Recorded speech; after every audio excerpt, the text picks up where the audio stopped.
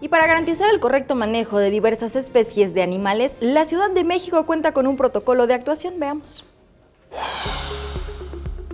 En marzo pasado, la Brigada de Vigilancia Animal de la Secretaría de Seguridad Pública de la Ciudad de México se movilizó por las calles de Lomas de Chapultepec para capturar a un mono capuchino que incluso se escondió por momentos en la Embajada de Estados Unidos en México. 6 meses después, volvieron a implementar un operativo para atrapar, pero ahora a una martucha que se encontraba en un domicilio de Bosques de Aragón. Pero, ¿cuál es el protocolo que siguen las autoridades para resguardar a este tipo de animales exóticos?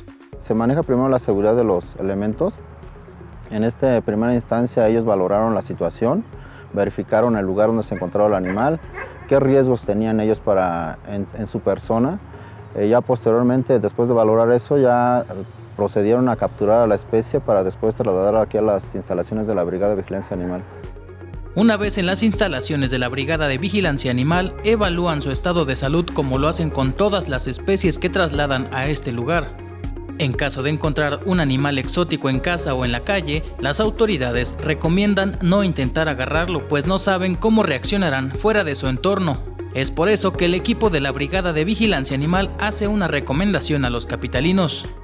Se contacten inmediatamente a las unidades de emergencia o al 911 para que personal especializado acuda a su domicilio o los apoye en esa situación de captura y manejo en caso de que sean animales.